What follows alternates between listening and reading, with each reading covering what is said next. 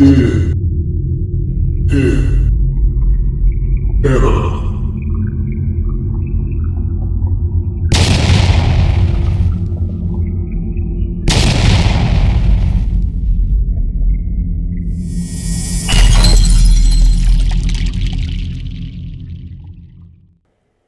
Welcome back. I'm that Halloween movie collector Pat, and I'm back with another Who Did It Better, where I compare two sort of similar either movies, actors, directors, and musicians, and whatever. It's something in that vein, and compare the two and see where I come out on top. And hopefully you guys will chime in below with some of your thoughts on those as well. And this week I thought it'd be kind of fun to do two of my favorite movies, which are two polarizing movies in both of their respective franchises, and basically considered the black sheep of each franchise. Halloween 3, Season of the Witch from 1982, and from 1985, Friday the 13th, Part 5, A New Beginning.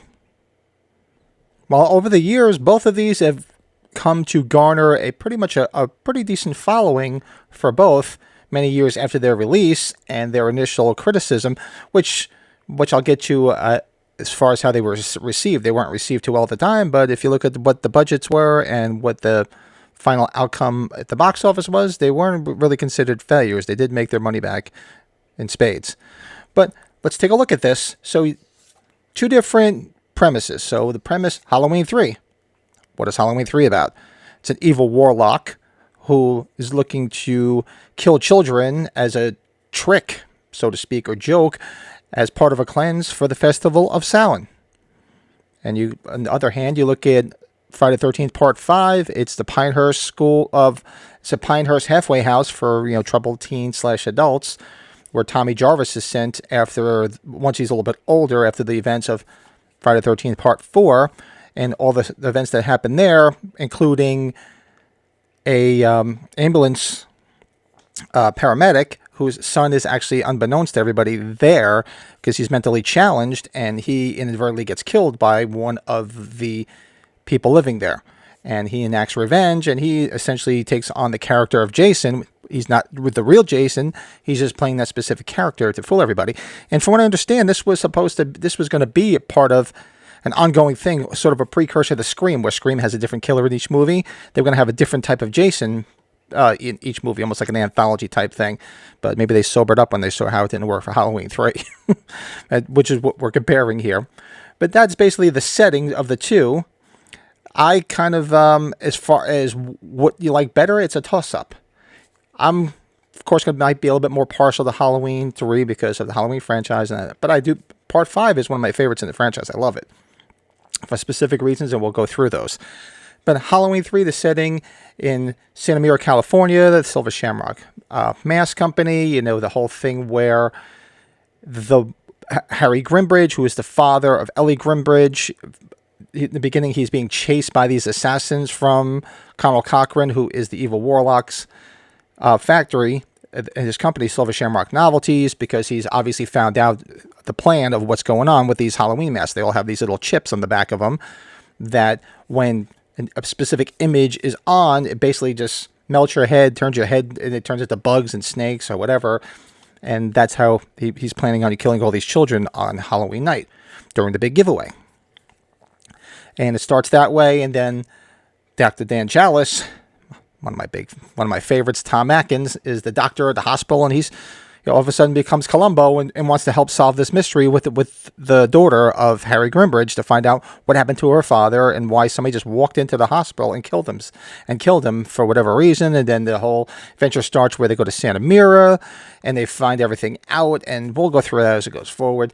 And I do enjoy the story. It does play out rather nice. I mean, it was actually supposed to be more science fiction-y because it was written by Nigel Neal, which is a British author who is known for science fiction writings, and apparently this changed a lot, and he didn't even want his name attached to it because it wasn't what he originally had intended for the movie. But I enjoyed it.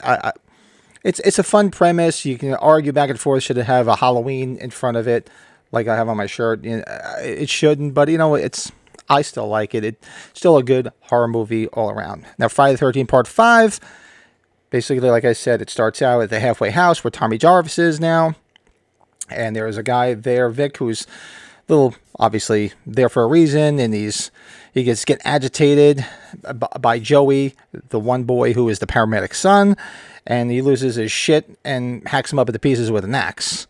And this is what sends the paramedic over the edge, because and at the time you don't know that it's his son, and he takes on the whole persona of Jason and the mask and everything, and pursues and kills everybody in a typical Friday the 13th movie fashion. And there's some really cool kills, some fun, memorable characters that we'll go through, and we'll compare some of the characters.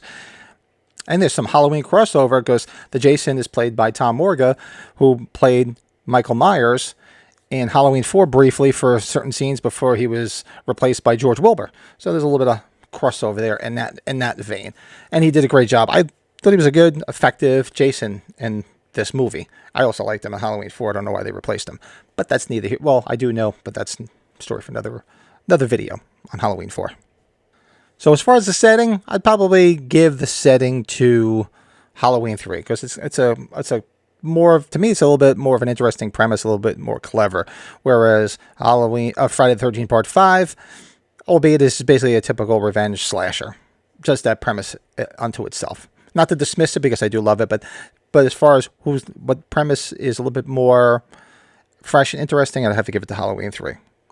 Now, as far as directors, okay, well, on one side you have Halloween 3 director Tommy Lee Wallace, who's, if you're a Halloween fan, a fanatic like myself, you know his backstory with Halloween. He was the editor and set designer on the original Halloween. He's responsible for the iconic Myers mask, because he took a Captain Kirk mask and basically opened up the eye sockets, got rid of the sideburns, fish belly white paint on it, and boom, it's the icon that you see behind me now. So he came from that, and actually he was originally approached to do Halloween 2, but turned it down because he didn't like the story. And then he was approached after a few attempts of other directors, which names are escaping me right now, but they did approach Tommy Lee Wallace, and he liked the idea and the premise, and he did it, and I think he did a great job. I like the way it's directed. Visually, it's Dean Cundy is back, who did Halloween 1 and 2, so it has that really good Halloween atmosphere and look to the way it was shot. So on that side, I'll give it to Halloween 3. And now you look at Friday the 13th Part 5, it was Danny Steinman, who basically came from like a porn background from what I've seen and heard. That's why there was a gratuitous amount of skin in this. No complaints there. But it was a well-directed movie, as far as him being not a seasoned horror director. I do enjoy the way it was directed. It was really nothing crazy. It was just a typical 80s slasher. So as far as direction on either or,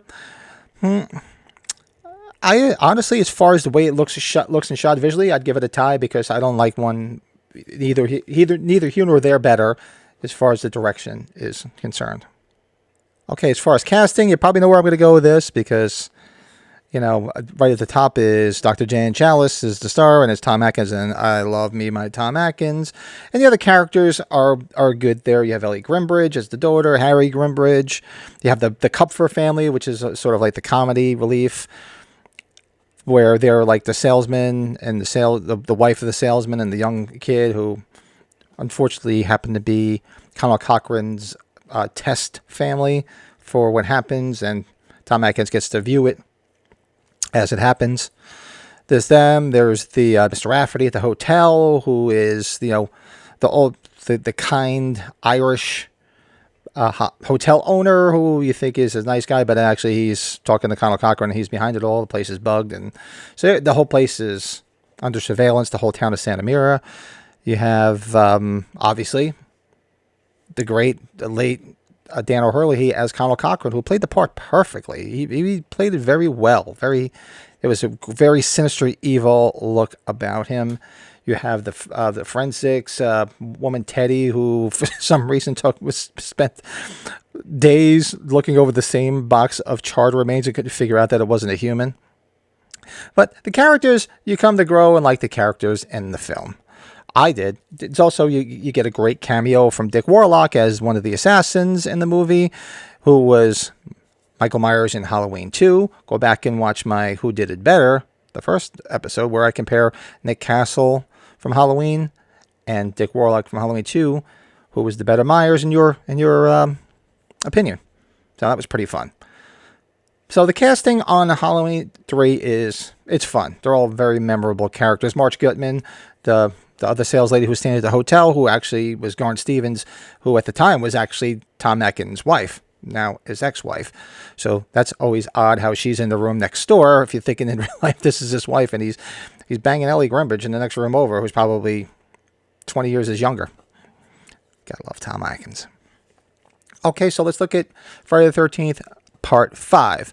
You got some great characters in there as well. I mean, granted, you had a different Tommy Jarvis, who all of a sudden, within the span of a few years, was much older than he should have been. So the actor that he chose probably should have been a little bit younger. Dick Wieland is the paramedic. You have, and the characters in this movie were fun. They really were. I never understood the concept of the two greaser kids in the woods with the car that wasn't starting. I don't understand what two greaser kids fit into this movie in 1985, and they're stopping, the car's not running, and one guy goes into the woods and takes a shit. And there's some fun characters like Reggie the Reckless, the young little boy, and Pam, who was the director, Matt, who was the doctor, and how could you forget probably the comic relief in this movie, much to the comic relief of the Kupfers in Halloween 3, you have Ethel and Junior. How could you not love Ethel and Junior? I mean, come on. Eat your slop. They're just played perfectly, and it's just, that's the comic relief. Would you shut the fuck up?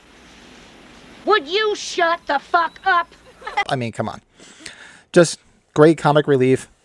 Lots of fun. It's nice to have that little bit of levity in the film, and it's nice how both movies have that. So I can't say I'd call it even, because the Kupfer family, while it was silly, wasn't laugh out loud funny. You look at Ethel and Junior, that was laugh out loud funny. So if we're looking at the comedic aspect of it, we're going to give it to Friday the 13th Part 5. So, and you have Demon and his girlfriend, and that iconic whole scene in the Porta-John where he's got to take a shit and he's like, damn enchiladas. Oh, damn enchiladas. Oh. I mean, which has become like a big catchphrase now, and never understood the concept of him sitting there taking a shit while his girlfriend's outside and they're singing. But they're good, fun characters in Friday the 13th Part 5. And you have Violet, you have the other girl, and the other boy who's got some learning disabilities, and you gotta love the robotic dance that the girl Violet does. That's become somewhat of a iconic moment where she's doing that robotic dance. And with the hair, because you got to remember, 1985, this was really a little bit post-new wave at the time, but it was really coming in. It really had come into its own, especially the MTV generation. So it's good characters. So I would have to give it a toss-up on this one. Maybe now that I'm going through the characters and seeing and comparing them, I would have to. Although I should tilt a little bit more towards Friday the 13th Part 5, because it does have my favorite boobs of almost of all time, with Debbie Sue, when her boyfriend Eddie and her character Tina are in the woods and they're having sex, because it seems like all they ever want to do is have sex, and that's pretty much what's pissing off the neighbor Ethel and Junior, because they keep having sex on her property and she's flipping shit. So one of the best boob scenes is probably in the franchise, and I believe when I did a ranking of boobs during the Halloween Collectors podcast, that was my top boobs. So yeah, I would give it. I'd give it probably give it to both of them. It'd probably be a tie, because I can't say I like one cast more than the other. Although you do have Tom Hatkins, but you also have Debbie Sue. So I will call it an even at that one. Now, as far as the kills, okay, these are horror movies, so how about the kills? So I counted, I believe, 12 plus kills in Halloween 3. I'm saying plus because I tried to go back and watch the whole scene at Silver Shamrock Factory and tried to count how many of the people in the white coats and the assassins were there, and the way it was flashing and everything was just too hard. So you figure, because they all got killed at the end in the finale when Dan Chalice is dumping all of the Silver Shamrock plates and it just kills everybody, including Conal Cochran. Well, actually, you see him just disappear, so you probably think he's evil, and I'm sure he's dead, but he's just probably going back to his original form. I'm assuming that's why he just didn't drop dead, and he just sort of disintegrated, because he's a warlock. So I counted 12 plus, so you figure probably around 20 kills. And in Friday the 13th Part 5, I counted 17 kills. So if I missed one or two, I apologize for all you people that might know it better than me. I think it was around 17 kills. Now the kills on both ends, granted, Friday the 13th Part 5 was in 1985, so the gore from 1980 on, the gore in the slasher genre tended to get a little bit more extreme. So you got to give the more graphic kills to Friday the 13th Part 5 because it was right in the middle of the 80s slasher boom. You go back to 1982 with Halloween 3. Yeah, there was some good kills. Not a lot of blood. Typical of, the Carpenter-esque type of movies since him and Deborah Hill were producers on Halloween 3. But you figure, okay, so with Halloween 3, you have, the first assassin gets crushed between the two cars in the beginning. Harry Grimbridge, who gets his whole skull pulled apart in the hospital. And then there's the assassin who did kill Harry Grimbridge, who goes outside into the car and douses himself with gasoline, blows himself up. Then you figure we move ahead a little bit, and I believe the next kill that you see would be the wino that Tom Atkins encounters, where they pull his head off. Dick Warlock pulls his head off, which was a pretty cool visual. And from there, you see probably poor Marge Gutman when she's fiddling around with a silver shamrock chip, and it fucks her face up, and bugs are coming out of it. So that was a pretty cool kill. Then you go further down the line and see what else would be next. Probably Teddy, which was the forensics girl that couldn't figure out that she was staring at a bunch of machinery parts for several days, and she got a good off-screen kill. You didn't see it, but then she got the drill to the head. And beyond that, who else? Then Dick Warlock himself gets killed because Tom Atkins puts his hands right through his chest and pulls everything out, and you get to see that lovely orange juice concentrate coming out of Dick Warlock's mouth because he's an android. And see who else. And poor Ellie Grimbridge. She turns into one of the androids, and Tom Atkins just basically pulls her apart in one of the most never-ending scenes where he's just pulling her apart and she just keeps coming back. The head's there, the arm's there, and he just keeps trying to kill him and pull him apart. So that was a fun scene. And now you look at the kills, and they're all fun kills. They're all very memorable kills. Oh, of course, how could I forget the Kupfer family? You can't forget the Kupfer family, where they're in the test room, and they're basically the prototype of what's happening with these masks. So the little buddy gets killed because he's got the jack-o'-lantern mask on, and all the bugs and snakes are coming out of his head. And then the mother and father just basically, I guess, have heart attacks because they don't have masks on it, but they just drop because they're so shocked, and then there's a snake biting at them. So can't forget that kill as well. So pretty iconic. Now you look at Friday the 13th Part 5. You have the Joey scene in the beginning, which basically is the whole premise of the movie, which is revenge. He gets hacked to pieces with an axe, and that's what sets off the father.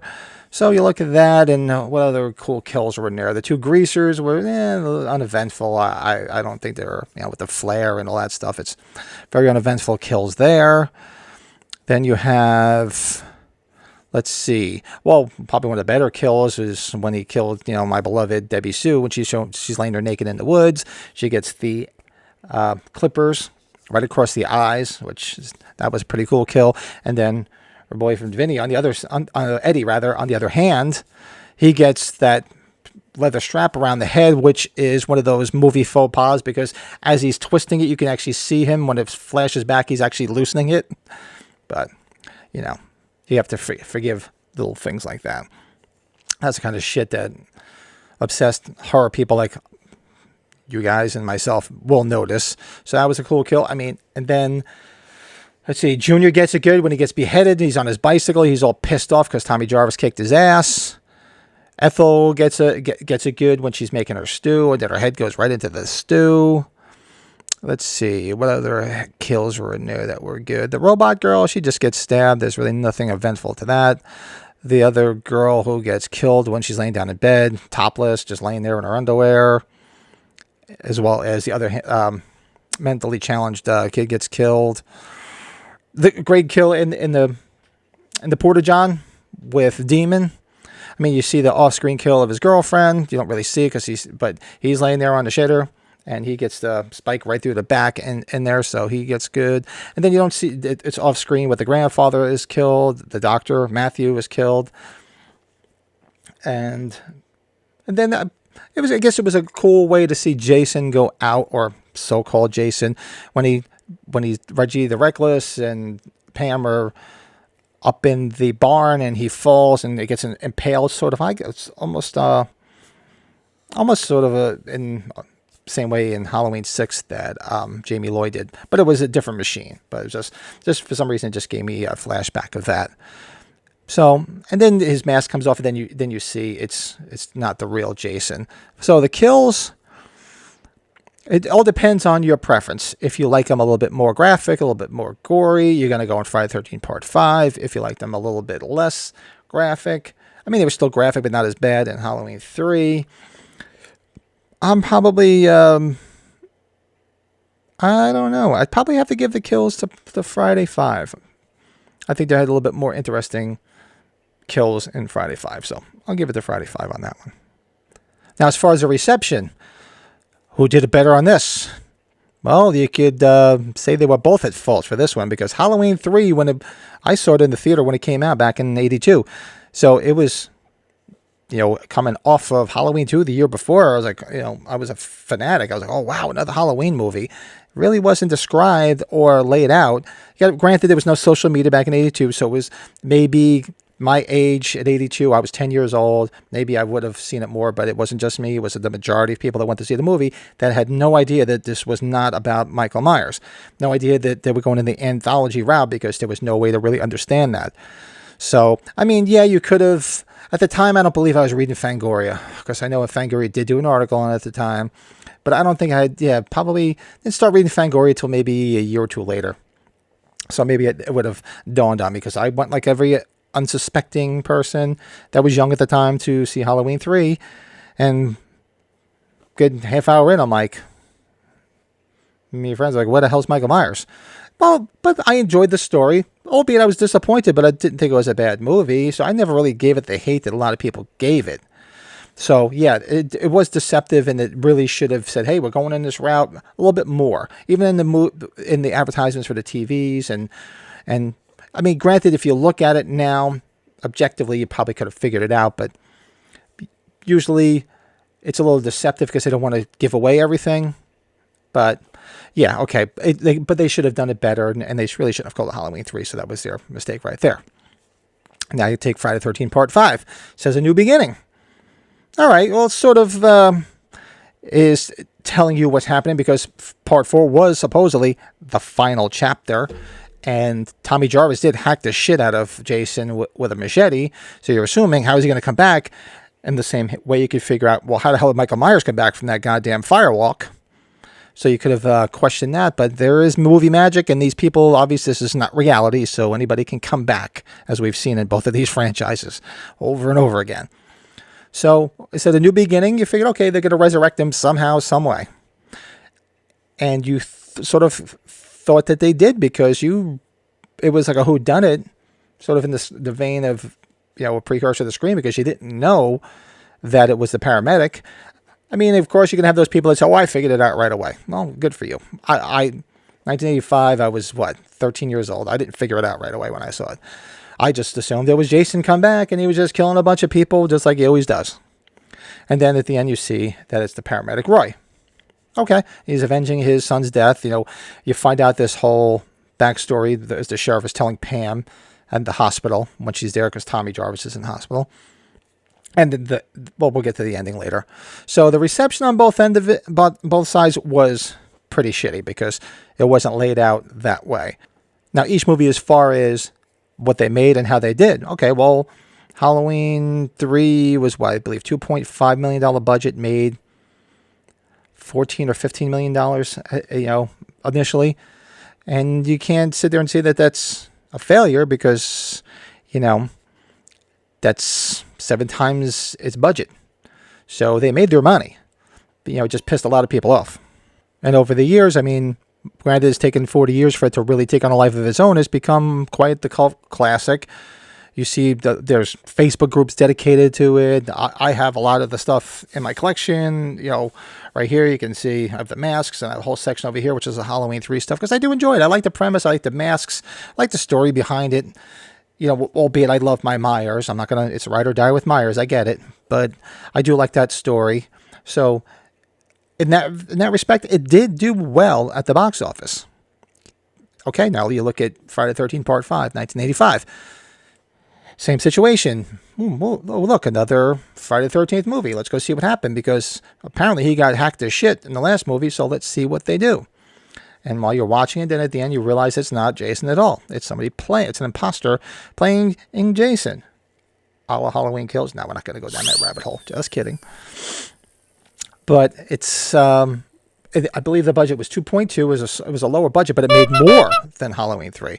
I believe it made $22 million at the box office. So that's really nothing to sneeze at, considering a $2.2 million budget. So you can't call that neither one of these you can call financially failures. Okay, in the eyes of fans, you want to call them failures?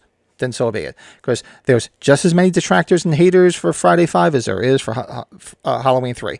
And there's just as many obsessive people who really love it and see it as a cult film, Friday 5, as Halloween 3 fans. So I would have to, on this overall reception, you're going to have to give it the better. So who got the worst reception? Probably, obviously, Halloween 3, because it didn't do as well. So we'll probably have to give this to Friday the 13th Part 5. They did a little bit better because it just had a new beginning. So it could have been anything, and Jason was in the movie. Granted, you can argue in Halloween 3, Michael was in there because he was on the screen twice. Okay. But still, it really had nothing to do with Michael Myers. None of the characters, nothing. Friday did have the Jason character in it, albeit it wasn't the original Jason. So you have to say who did it better. You got to give it to Friday 5 on this one. So overall, as you've been sitting here listening to me rant about these two black sheep movies of their respective franchises, overall, who did it better? Well, as much as I love my Halloween 3, overall, who did it better? I'd have to give it to Friday the 13th Part 5. Because it was financially better. Had, as far as cast and memorable characters, as far as I'm concerned, it was pretty even. I'm going to edge it down a little bit more Friday 5 because there was a little bit more, because you had the Debbie Sue, which is one of my favorites. And you have, Ethel and Junior, which was the great comic relief in this. So I would have to give it overall Friday the 13th Part 5. As I'm sitting around the Halloween 3 collection wearing a shirt, but I'm just trying to be honest and objective about it. So I'd have to say Friday the 13th Part 5 did it better. You can say they deceived everybody better because it just at a new beginning, very vague. Jason was in it. So they tried to fool you. It made you seem like it was a Jason movie, and then boom, they kicked you right in the ass at the end to find out, it wasn't Jason. So you'd have to give it to them. And there you go. Who did it better? Friday the 13th, Part 5. Now, which one of my movies is favorite? A little bit better than the other? Well, what do you think? But just overall, being honest. So that is my Who Did It Better? Halloween 3 or Friday the 13th Part 5.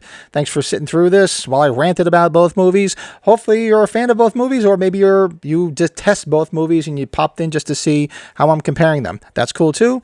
And if you're a fan of both, that's great. I'm a fan of both movies too. I think they're enjoyable. I'm a very easy person to please. The movies really, really gotta suck. I can find enjoyment in most movies. There's very few that I can say I just can't sit through.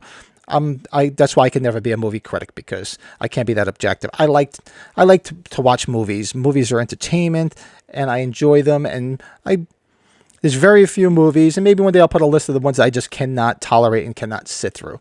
That would be a fun one to do.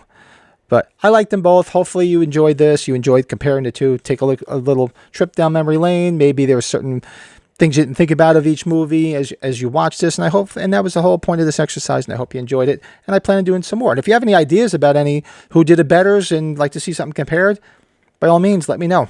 Drop it in the comments. Be sure to like this video because it helps people find the channel. Also, if I said, you guys watching this channel, the Halloween Movie Collector is a Halloween memorabilia collector. So if you'd like to see my collection or updates on this channel, check me out on Instagram at that Halloween Movie Collector, where my collection is, updates about this channel, and just fun stuff. And if you're a collector, that's the place to hang out and see what I have in my collection, because this right here behind me is just a small portion of it. It goes in both directions. So be sure to go check it out. If you're in the Twitter world, at that Halloween Movie Collector is on Twitter. It is basically just updates about things going on in this channel and maybe some fun stuff here and there. So if you want to stop by, check it out. Those collectors watching this and want to see more about what's going on behind me, or love to know what's going on in the Halloween world, go check out my Halloween Collectors group in Facebook land, which is Halloween and Michael Myers Collectors group, where everybody's posts stuff for sale, stuff they just got in their collection. It's a good place, a good resource for collectors, because when people find stuff, they post, hey, I just found this, or whatever. It helps people find stuff that they might not know is out there.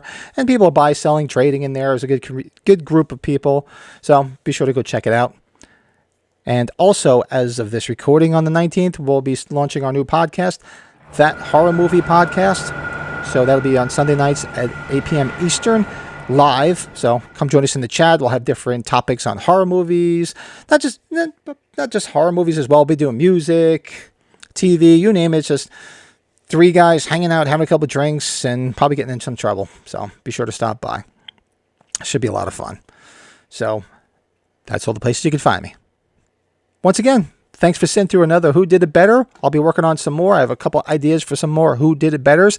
Be sure to go back and check the other content on the channel. If you like horror movie rankings, collectibles, you like to see some other collectors I've done some videos with, by all means, check out the rest of the content below. So be sure to hit that like button. Don't forget, subscribe to the channel to see some new stuff. I'll be trying to put out some more videos, at least 2, maybe 3 a week as time permits. And if there's anything you'd like to see, drop it in the comments below. And by all means, comment about Halloween 3 and 5. Tell me your likes about it, your dislikes about it, things that you liked about it, or either or. Just give me your Who Did It Better in the comments below between the two movies. And let me know what your outcome was. I'll be interested to see. Believe me, I really would. So don't be shy. Tell everybody about that Halloween Movie Collector. Talk about it in your sleep. Tell your pets. Tell your enemies. Yell out the back door to your neighbor. Tell them about that channel. So annoy the shit out of them about it, and come back and see the next video. And until then, I will talk to you soon.